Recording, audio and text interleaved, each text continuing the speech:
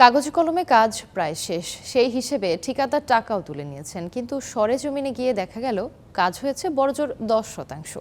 চট্টগ্রামের প্রাথমিক বিদ্যালয়গুলোতে শিশুদের টয়লেট নির্মাণের টাকা কিভাবে হাওয়া হয়ে গেল আর কারা করলো এই দুর্নীতি, সেই অনুসন্ধান করেছেন সহকর্মী মামুনুর রশিদ অভি। ক্যামেরায় ছিলেন হারুনুর রশিদ। চট্টগ্রামের মিরসরাই উপজেলার কচুয়া মুসলিমিয়া সরকারি প্রাথমিক বিদ্যালয়। দুরন্ত শৈশবে শিশুদের কোলাহলে মুখর এই আঙ্গিনা, কিন্তু নির্মল এই ছবির আড়ালে আছে বড় রকমের এক ভোগান্তির গল্প। শতাধিক শিক্ষার্থী আর শিক্ষকের এই স্কুলে নেই কোনো স্বাস্থ্যসম্মত টয়লেট, ওয়াশ ব্লক তো দূরের কথা, প্রাকৃতিক প্রয়োজন মেটানোর ন্যূনতম কোনো ব্যবস্থাও নেই এখানে। জরুরি প্রয়োজনে শিক্ষার্থীদের ছুটতে হয় গ্রামের মানুষের বাড়িতে। ওয়াশরুম না থাকার কারণে আমরা অনেক সময় বাড়িতে যেতে হয়। ওয়াশরুমটা অনেক দিন ধরে ভাঙা, আমরা যেতে পারি না। আমাকে পাশের বাড়িতে যেতে হচ্ছে। আর পঞ্চম শ্রেণীর বিশেষ করে মেয়েরা যখনই শরীরে অসুস্থ হয়ে যায় তাৎক্ষণিক করে পাশের বাড়িতে পাঠিয়ে দেওয়া হয়। অথচ কাগজ কলমে ঠিক উল্টো চিত্র। জনস্বাস্থ্য প্রকৌশল অধিদপ্তরের নথি বলছে স্কুলটির জন্য 14 লাখ টাকা ব্যয়ে একটি আধুনিক ওয়াশ ব্লক নির্মাণের কাজ প্রায় শেষের পথে। বরাদ্দের সিংহভাগ টাকাও তুলে নিয়েছেন ঠিকাদার, কিন্তু বাস্তবে 6টি কংক্রিটের পিলার ছাড়া সেখানে আর কিছুই নেই। ওয়াশ ব্লক, পরিবেশ, এগুলো অনেক গুরুত্বপূর্ণ বিষয়। তো সেই ক্ষেত্রে এটা আসলে একটা আমাদের অনেক আমরা ব্যাকফুটে আছি। এটা এই একটার কারণে আমাদের অভিভাবকরা আমাদেরকে বিভিন্ন অভিযোগ দেয় এবং এই কারণে আমাদের ছাত্রছাত্রীর ভর্তির সংখ্যা কমে যাচ্ছে। একই চিত্র উপজেলার খৈয়াছড়ার মসজিদিয়া ভুঁইয়াপাড়া সরকারি প্রাথমিক বিদ্যালয়েও। দ্বিতল ওয়াশ ব্লকের শুধু কাঠামো দাঁড়িয়ে আছে, অথচ 90% কাজ শেষ হওয়ার তথ্য দেখিয়ে বিল তুলে নিয়েছেন ঠিকাদার। তাদের যে দুর্ভোগ এবং আমারও যে এটা দেখে যাওয়ার একটা আকাঙ্ক্ষা, এটা চাইতেছে।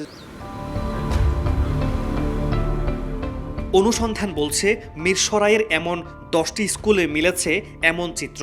কাজ শেষ হয়নি, অথচ বিল পেয়ে গেছেন ঠিকাদার। 2 মাস 4 মাস 6 মাস চলে যাচ্ছে। আমি আবার অফিসে গিয়ে যোগাযোগ করি, একটা আবেদন দিতে বললো, একটা আবেদন দিলাম। আবেদন দেওয়ার পরও ওদের ওই যে কোনো অগ্রগতি নাই। কন্ট্রাক্টর এই কাজটা না করাতে খুব ক্ষতি হইতেছে এবং দুঃখজনক। স্কুলগুলোতে ওয়াশ ব্লক নির্মাণ না হওয়ায় হতাশ জেলা উপজেলা শিক্ষা অফিসের কর্মকর্তারাও। স্ল্যাব একটা করে এদেশে পুরো টাকাটা নিয়ে গেছে। হ্যাঁ, এটা কিন্তু আমরা জানিও না। তো তারা আমাদেরকে বারংবার আশ্বস্ত করেছে যে তারা নির্ধারিত সময়ের ভেতরেই কাজগুলো শেষ করে দেবে, কিন্তু এখন পর্যন্ত না দেওয়া এটি আসলেই দুঃখের বিষয়। কাজ শেষ না করে টাকা তুলে নিয়ে নানা অজুহাত ঠিকাদারি প্রতিষ্ঠানের। মাটির তলায় কাজ হয়ে যাওয়া মানে প্রায় 50-60% কাজ হয়ে যাওয়া। যেমন আমার দোষ আছে, আমি দোষটা শুরু থেকে স্বীকার করে নিছি। বাঁশখালীতেও মিলেছে একই চিত্র।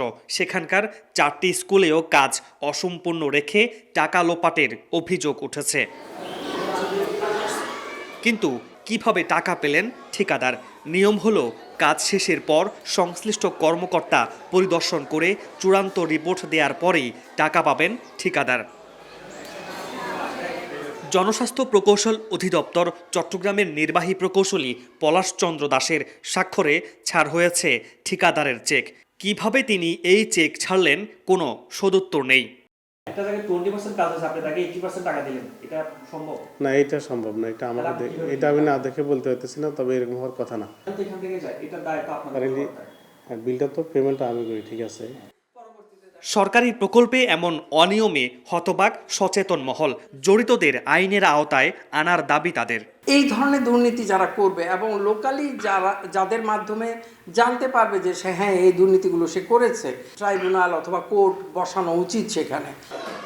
পিইডিপি 4 প্রকল্পের আওতায় চট্টগ্রামের 15টি উপজেলায় 730টি ওয়াশ ব্লকের জন্য 132 কোটি টাকা বরাদ্দ দেয়া হয়। এ যেন সরকার কা মাল দরিয়া মেঢাল অবস্থা, যেখানে কাগজে কলমে কাজের অগ্রগতি দেখিয়েই অতিরিক্ত টাকা হাতিয়ে নিয়েছে ঠিকাদারি প্রতিষ্ঠান। এখন দেখার বিষয় গুরুতর এই অনিয়মের বিরুদ্ধে কী ধরনের ব্যবস্থা নেয় সংশ্লিষ্ট কর্তৃপক্ষ।